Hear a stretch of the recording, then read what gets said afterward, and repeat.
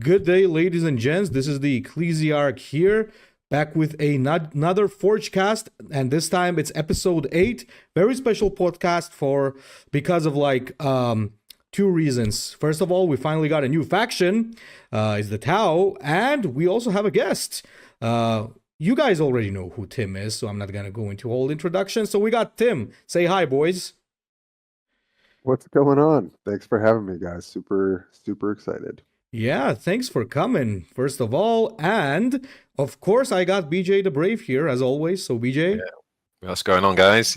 Yeah, super glad we finally got this show on the road. We've been trying to plan this for some time, haven't we? But it's like if the world was a triangle, it feels like we're at exact opposite points of the triangle. It's like the time zones are all messed up. So Ecclesiarch is actually asleep behind those sunglasses because it's like it must be 2 a.m. I think he drew the short straw.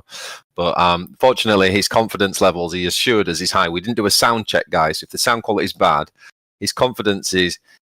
He assures us that his percentage increase in confidence is higher than the value percentage increase in the EG bundle. So that's how confident he is. That's why you get this very special artifact right from the Forge Worlds. So yes. Oh, it's good to be back. It's good to be back. And the tower out, boys. They're out. They're here. It's live. Oh, wait a minute. No, it's not. The servers are down. Well, never mind. Yeah, well, that means no card of the week discussion or something, but, well, I mean, we'll have to make do with what we have. They had to keep it interesting, Here it is, but you have to wait a little bit. Have you guys actually played any of it yet? I have, but... Well, no! Actually, no, I'm lying. I have not. I've only played the missions with the other factions so that I can get my Tau stuff. Oh, right, yeah, to get the missions, yeah. I realized that, yeah. I actually opened a few packs and rolled double Vespid, and I'm pretty happy about that because I like the Vespids, so yeah.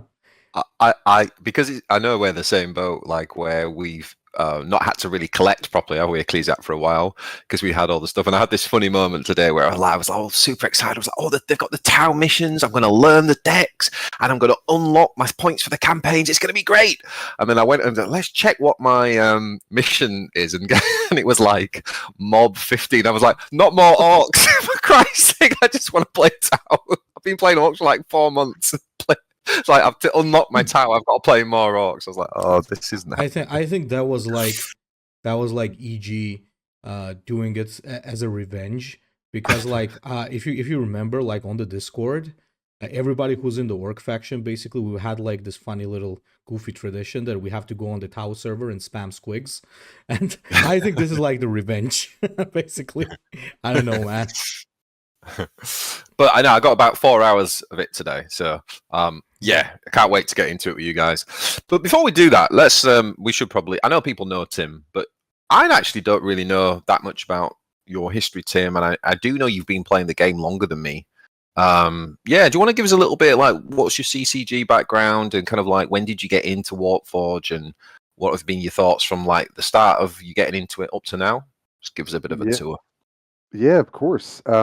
Yeah, I mean, it's great to be here with you guys. You've done some really incredible stuff for Warforged and HHL, of course, for the Ecclesiarch. So, yeah, I was like super like hype when I saw the demo way back when, and played a ton of it. At the time, I was kind of like in between games as well, but I'd followed some Warhammer stuff for quite a bit.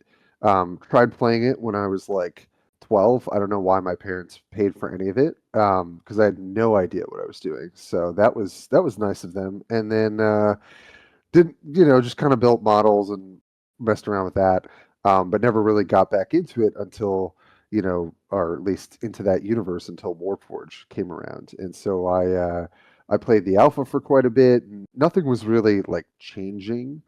And I kind of came off it for a little while.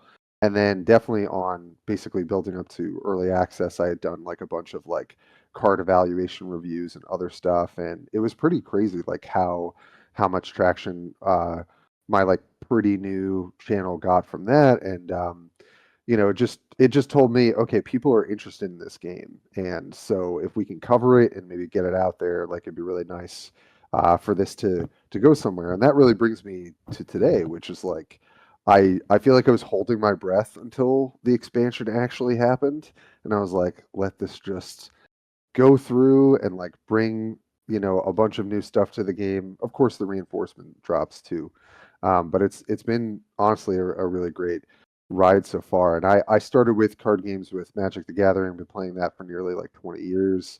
But I moved off of it and into the CCG space when I just really got tired of kind of just how the game mechanics work, where like you can just have games where they're non-games, right? You didn't draw enough mana, you didn't draw enough of this, and like card games have RNG, but I really liked the different design space that other people were trying. Whether it was like I had heard about HHL and seen what that was with the Warlords, kind of how Hearthstone did it, all these other things, and just the idea that deck building doesn't really include like resources. It's really just about like power level of cards and synergies and things like that. And just always like strategy stuff. So I wound up here with Warforged, and I've just honestly enjoyed it, the whole time, even with meta shifts. And I know some people prefer different factions and all of that. But I think it's the fun is trying to master it. And that's kind of how I felt about card games pretty much since I started. That reminds me, you just gave me a flashback there. When you said like your parents bought you some Warhammer when you were 12. Like back in the day when I was 12, well, from where I live, basically there was no Warhammer. Now there is a little bit, but not that actively. But there was this Russian board game that was very similar to Warhammer Fantasy. I think it was called Fantasy Battles or something. So there's a lot of Russian people playing Warforged and HHL. So guys, if you do know, it was in Russian. It was called, I think, Bitwy Fantasy or something like that.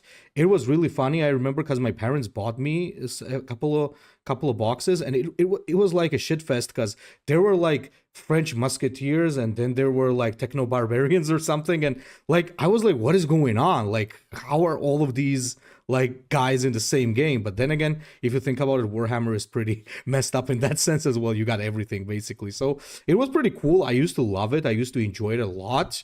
I used to play a lot of it because people actually collected that here. But after that, I kind of forgot about it. I don't know how even that happened. And well, then everything started from Dawn of War. So yeah, there's that. I just had a quick flashback because of that. I remember. And by the way, yeah, for the yeah, sorry about that. For like for the Russian viewers, if you guys know what I'm talking about, put a comment down. I want to know if it is just like my wild dream and it never happened, or was there something like that? Anyway, yeah. So Tim, you were saying? I was gonna say Dawn of War was big for me too. That was definitely got me like really sucked in for a long time, and I've actually played like all of the different Dawn of War versions and like returned to them because there's just like the voice acting, the storytelling, like all of it is honestly just, I think, some of the top tier. I think Dawn of War has been kind of like the coveted best, like RTS sort of campaign for forever. So I do want to try Rogue Trader at some point. I saw you were working on some of that too. That's and I haven't gotten good.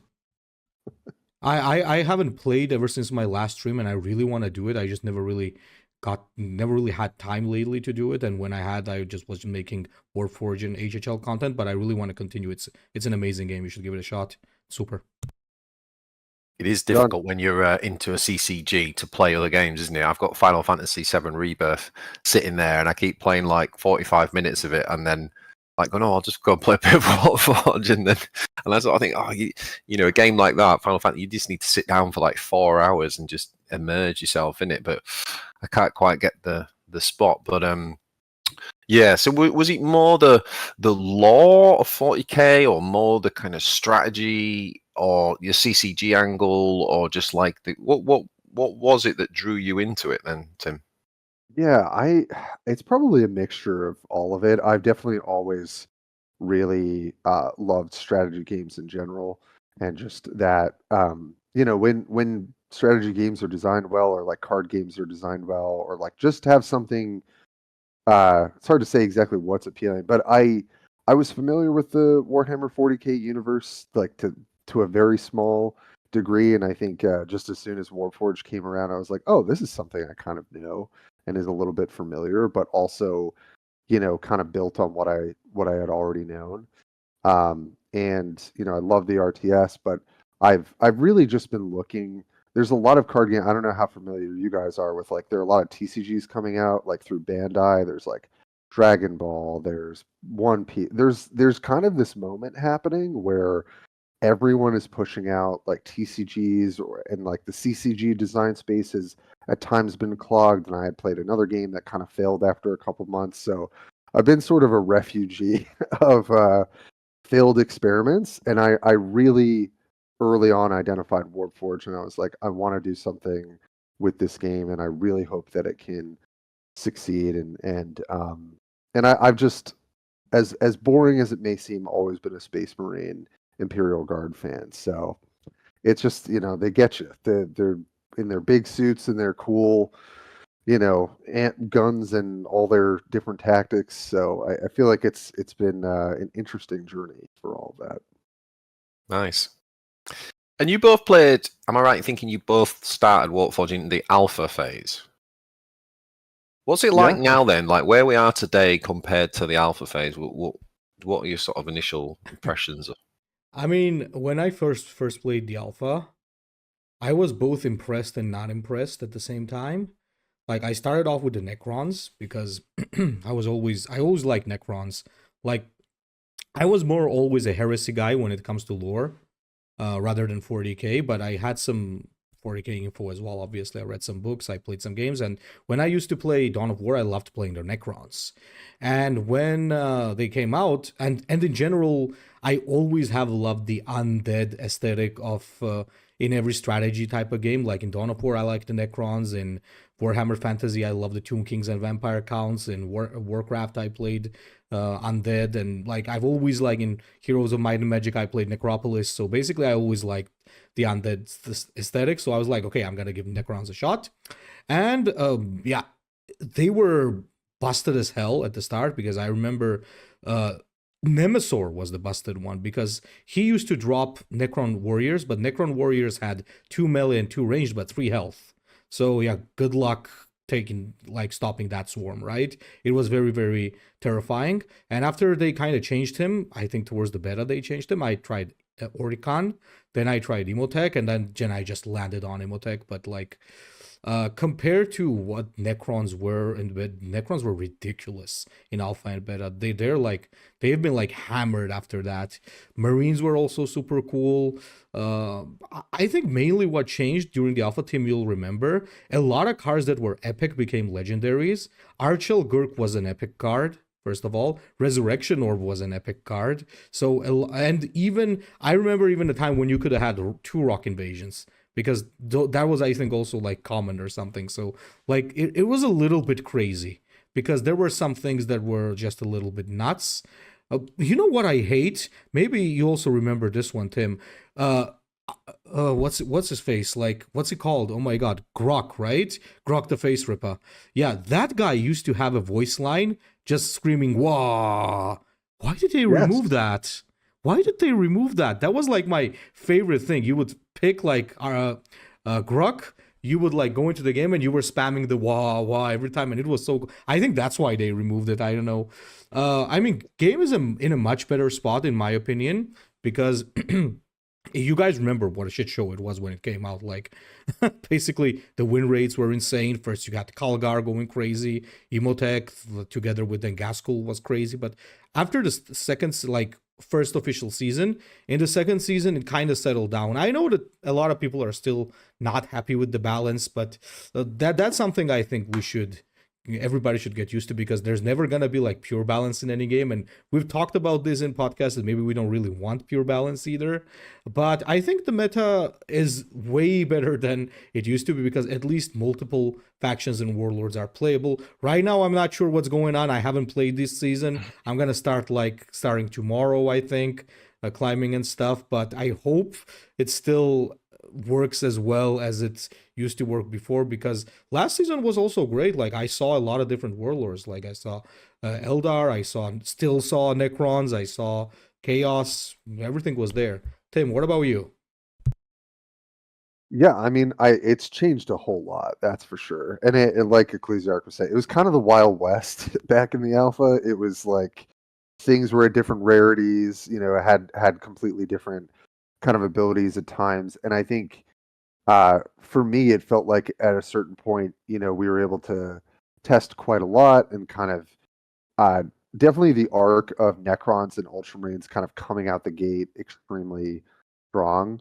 Um, and just being toned down ever since was like exactly my experience. And there was a time where I had thought that Eldar were like incredibly strong, but then that assumption was changed when a couple things in the card design had changed as well. And I really do think throughout the whole time it's improved. And like to your point about balance as well, like it's really hard not to have some sort of boogeyman of the format. There's almost always something that is kind of like quote the highest win rate, right? And everyone is kind of adjusting to that in the format. And I think as long as it's not the same one over and over again, right? Like there's enough variety, and over time, I think they're able to kind of flatten some of the power differences to the point where you can be like, oh, like I was linking Ecclesiarch's Neurothrope video the other day because this person was like, I really want to find a Neurothrope deck that works, and it's like, now it feels like you can go into the workshop and like really hammer out something for most warlords and come out with something that it's maybe not going to be like 70% win rate, right? Which wouldn't really be that healthy for the game anyway, but you can get to like 55, maybe closer to 60 and be playing your favorite warlord, and it's competitive, right? And I think like the closer we can get to that, the harder it is for people to fall off, because they'll be rewarded by saying, well, this is my favorite, I don't want to change. And actually this works pretty well. And I also think everyone's just gotten better, hopefully, at building decks as well. So it's not as frustrating when you're like, I can't get this thing to work. And for me, Gordrang, I was like, I don't know how to get this thing to work when it first went on release. But I think even over the last month, I feel like that's gotten better. So it's been a really wild ride, and I am just really happy that the first expansion is here, and I feel like there's been a lot of listening to the community, and if these things continue, I just really think there's a bright future for the game. That's really interesting to hear. Someone who only started, when the early access came out, and I've seen some of the video footage and stuff, and it is almost unrecognizable. So yeah, that's cool. Thanks for that, Tim. So look, we're here with literally day one of the tower. I mean, I've played about 4 hours. I've actually just logged in on my phone, and it seems it might be back up again. I don't know if it is for you. Got 3 packs from the Twitch drop. So if you've not had someone on Twitch just playing in the background up to get your Twitch drops, then make sure you do that. Let's talk about our initial thoughts then. Like right now, it's here. I think it'd just be good to go around and get like, what are some of the things that we're thinking about in terms of the new release, and maybe 1 or 2 like real standout cards that you're personally really excited for from the faction. People always tell us off about forgetting card of the week, so maybe we'll make that our card of the week thing for this week. It's like, what's our standout cards from the town? Ecclesiarch, you want to go first? Well, depends on what you mean by excited. By excited, if you mean excited to use it, sure. If you mean by excited to see how degenerate it is, then yeah. So it really depends, but either way, the answer for me would be the same. I think one of the craziest cards right now that we have, I'll name 2 cards actually. One, I'm sure that it's going to be crazy good, and that's the tank. The 8 energy legendary, long shot or whatever it's called. Long strike. Long strike, yeah, that's an amazing card, okay? Because you drop it, it deals 12 damage, basically, which is crazy good instantly, and it leaves a huge body on the board. We mentioned so many times how important in EG card games especially it is to instantly grant value, right? As soon as you play it. So it's really, really good. Now, on top of that, there's also another interesting point there. So don't forget, it's first going to deal damage, and it's also going to deal 5 extra damage after, because of the marker light, right?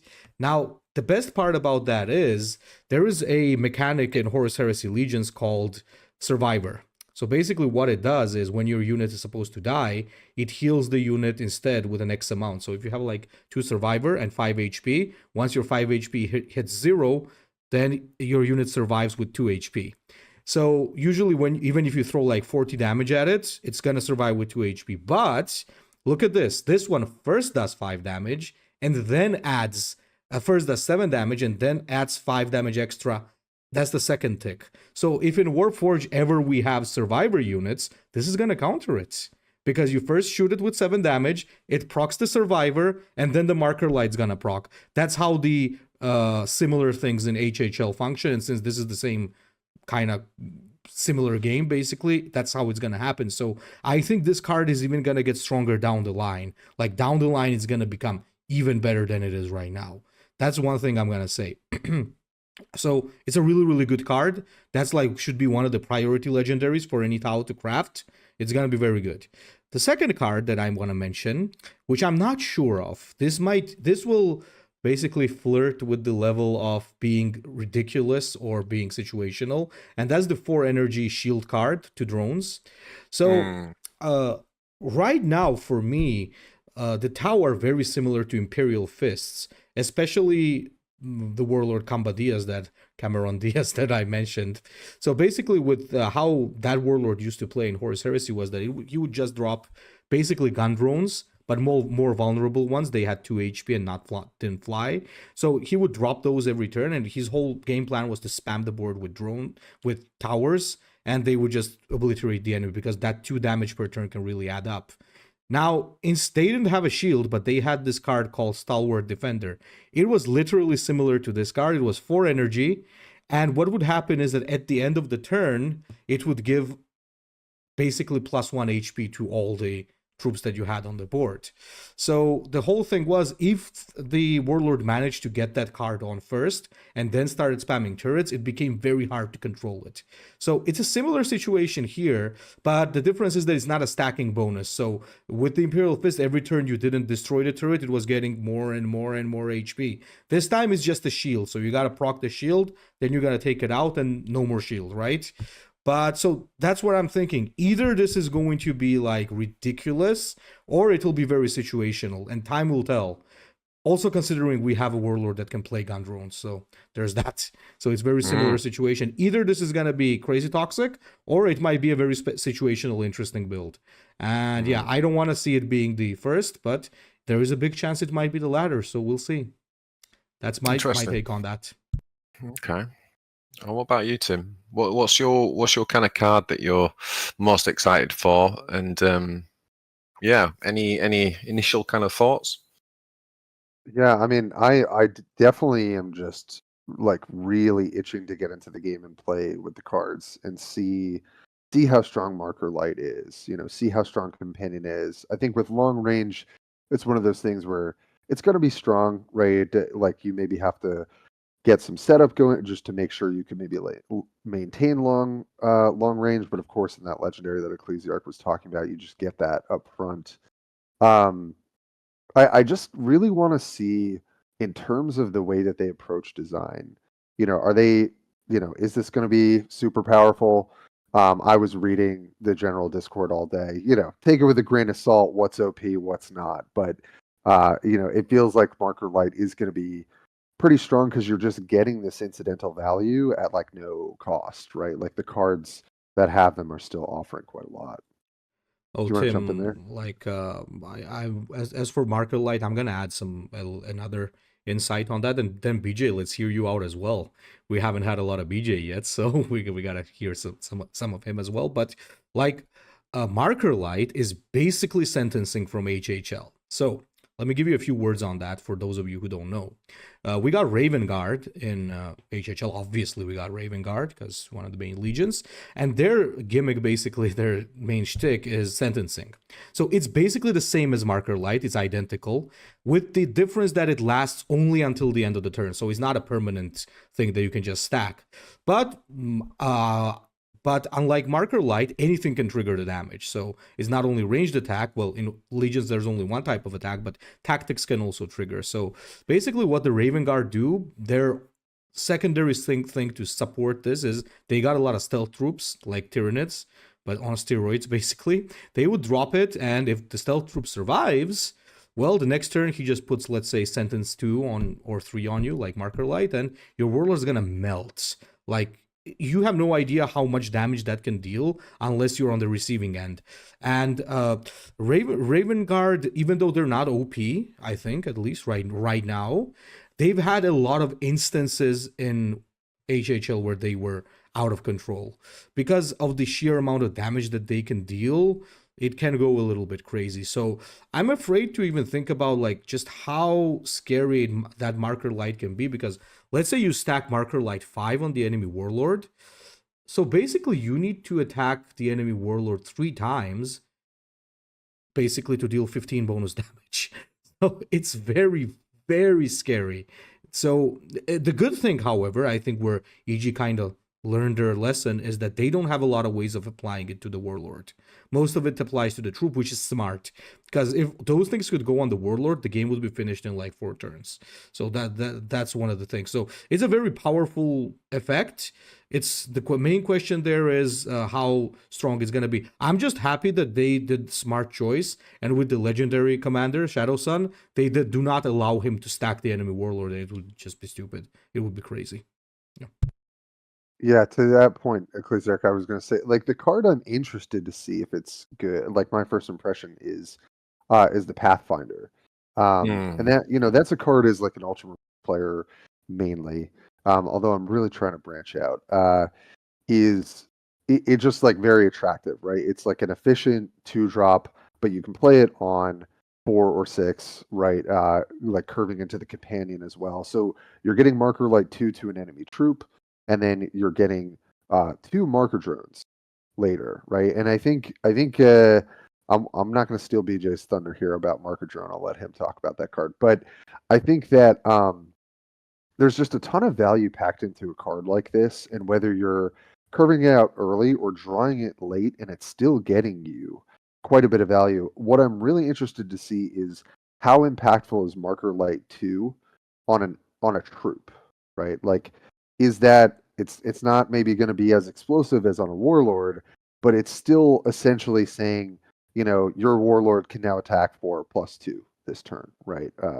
On some sort of enemy. So I just feel like there's a lot of, speaking of upfront value and why that's so important in this game, it just feels like there is a ton of that for Tau, and so it's really hard to feel like they're not going to be strong coming out of the gate, because they're giving you so much up front. They're scaling the value, and they're just giving you a lot of ways to opt in and opt out of certain scenarios depending on the game state. And I mean, like, consistency, flexibility, power. These are the sorts of things that you look for in, you know, what I would say is a top tier strategy. Yeah, 100%. And I guess it's the challenge is more like putting it all together, right? Like solving the jigsaw puzzle. It's all there. It's just figuring it out, and that's one of the things that why I liked Orcs. I think Orcs had a bit more complexity. They had more deck archetypes, you know, like I look at Chaos and I used to think, well, there's like one type of deck or maybe 2, whereas with Orcs, there's so many. I mean, I actually wrote a list down today, and I just wrote down, right, what are all the archetypes that I think I could build, like that I want to test? And honestly, guys, I wrote down 10, and then I was like, now combo any 2 of those together. So what happens if you mix 2 with 8 or 3 and 4 or 1 and 2? And I was like, I could literally build decks, I think, from this faction for a long, long time. And then that was just a thought. That was before actually playing. And then I've actually played for 4 hours. And, you know, I would highly recommend to anyone to really spend some time playing the practice decks. So it's pretty cool how they've done it. So there are 2 practice decks for each Warlord. There isn't you know, I think in the original decks, the first one was more like a training, wasn't it? It wasn't a proper game. Well, they don't have a training one for the Tau. They just have 2 for each commander. And that's kind of like really deepened my understanding of the mechanics and made me realize like a little bit more about the archetype. So I'll give you an example. And I guess my cards, if I were going to couch this in kind of like cards, I think two of the cards that I'm thinking quite heavily about at the minute. One is the marker drone, and the other one is this guy who I thought was an unplayable card. Right, it's the Fire Warrior Marksman. It's a rare card. It's a 4-drop with 4 health, 4 ranged attack, 2 melee, and it says long range, and then it says strike. If the target survives, give it marker like 2. And this will make sense why I'm talking about this in a minute. So in the starting commando, whose name I keep forgetting, what's the starting commander? Drone guy. We'll call him Drone Boy. Yeah, the guy who gives you a choice of the drone. So there are 2 drone decks with him, and they play very differently. And so what I've realized is there's the one that I think everybody was thinking about, which is the kind of, well, you put all of the kind of value buffs on, right? Like, how do you make them cost less? How do you give them shields? All of that sort of stuff. But the thing is with that, it's you actually need to play the game a bit deeper into the game to get value out of that. And then there's another deck, which is heavily orientated around the marker drones, which is an aggro deck. And what I've realized is that some of those seemingly like brilliant value cards, you don't actually want them all if you're going down the aggro route. You can win the game like turn 5, turn 6 with the aggro route. It is insane. And I think one of the things I didn't realize was that, I'm going to be honest, I've made a lot of communication mistakes about Markerlight, right, on my chat, on my videos, and in Discord. And I've probably just confused everyone. The thing that I actually didn't understand about Markerlight, which today has really helped me understand, is, for example, let's say that your marker drones hit the enemy warlord. And let's say the warlord's got like 3 marker lights on it all of a sudden, right? If you don't attack the warlord and just clear the board, those 3 marker lights will stay on the warlord, right? It's not until I thought that the marker light just basically left the target at the end of the turn, but it doesn't. It only leaves at the end of the turn once you hit. And that's what I genuinely didn't understand, wasn't getting right. And then, like, what I've sort of realized, it leads to this thing where you just don't attack the warlord until those marker lights go up. And then, honestly, like, I had a turn where it's up there with the Ravenous Hunter from the Tyranids. Like, you can end up with 5-6 marker lights on the Lord and hit with like 3 or 4 units, and they're doing 6, 7, 8 damage. And it's like, oh, I just did 26 damage. Game over. And he's so scary, man. It's insane. Now, the other card that I mentioned was this Fire Warrior Marksman, and he's a really interesting card because as I say, I'd written this guy off as an unplayable heap of trash, and he's actually a pretty good card in the aggro version, right? Because let's say on 3, you drop the 3/3 Vanguard, right? Or maybe if you've got the legendary, you could obviously play that on turn 3 that kind of makes your Warlord Vanguard with armor 3, whatever, and then you drop this guy on 4. What I realize is this guy's got a design that's very unique. There's no other card like this because, first of all, I was like, okay, so it's saying that strike, which means I've got to survive in order for that to go off, but also it's saying if the target survives. I was like thinking, I had to just think about that for a second. I had to think, when was the last time I used a unit to hit another unit and both cards survived? If you just think about that interaction, like, it's very, very rare. Like, usually you put a flanker down that's going to kill that thing, but like to just trade and like both be damaged. And then I was like, wait a minute, I've got long range, so I don't even get hit back. So even if I hit something that had 10 health, as long as long range isn't triggered and I hit it, it doesn't hit me back. So that triggers strike. And then by triggering strike, it gives it the marker light 2. And by the way, this works on the enemy warlord. And this is where the aggro deck thing comes in. So I had this really interesting interaction where the enemy warlord had a marker light on from a marker drone. And I was like, okay, let me test this. So I attacked with the Fire Warrior Marksman. And then what it did is, because there was already a marker on it, obviously it added the 2, so it went to 3, but it changed the color because I'm triggering the marker light that's already on the Warlord. So then I realized what I should have, the way this works is this guy would need to be the first marker light that you put on the Warlord if you didn't want it to trigger, if that makes sense. So that you just hit for 4 damage, What if you go melee? Yes, yeah, you could go melee but then obviously, oh, you mean as in to get the strike? Yeah, let's got say, that. would it still apply the marker light? It wouldn't trigger the marker light then, no. Nice. But you would it would trigger it. Yeah, you mean would it add the 2 marker light? Yeah, it would, wouldn't it? Because you've got 4 health, right? So if you melee attack into a 2 thing, yeah. So there's that flexibility with it. Like you can either be the first one to do it and go with a range, or you can be. And then the other thing about long range is it works a bit like, you know, the 4-drop in Tyranids that insta kills when it attacks. The Venom Throat. Yeah, the Venom Throat. Yeah. Obviously, if you attack the Venom Throat, it doesn't have the auto kill feature, right? It's only when it attacks, and it's a bit like that with the long range thing. Is that they have to attack you. They have to actually attack you. You know, it's not like you attack. And anyway, so I think it's kind of interesting and kind of got some unique mechanics. I mean, obviously, if you just play this on 4 and they've got some and they can attack it, then I still think it could be pretty bad. But again, in an aggro build where you take the board, like marker drone turn 1, you can't get rid of it, right? Because it's got 3 health.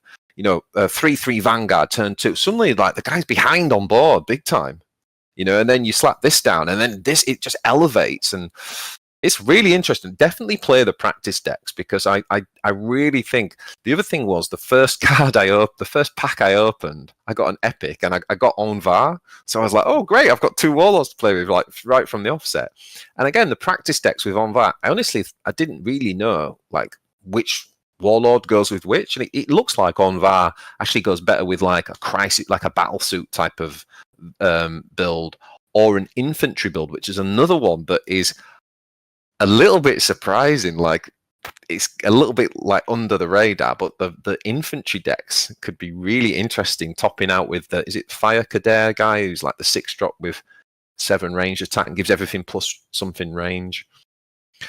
Oh man, there's so many really good cards. It feels very powerful. But I've lost a few games where I guess the pieces just don't come together, and it does make me think: is it going to be a little bit like that, where it's like it's all about deck management? You know, so there's a challenge to it, but it's powerful. So, yeah, a lot of really, really interesting cards, and your one as well, Tim. The what did you call it? What, the 2-drop? Oh, the Pathfinder. Yeah, I think that card's brilliant. So good because there's so many ways like to get -1 reduction to the drones. Like you've got the legendary, the 6-drop, that's -1. You've got the Piranha, that's -1. You've got the 3-drop stratagem, that's -1. So all you've got to do is get one of those off, for example, and then your Pathfinder, it's like on turn 4 for 4 energy, you can deploy that and both drones. That's just having one thing. And when the drones cost 0, by the way, it is insane.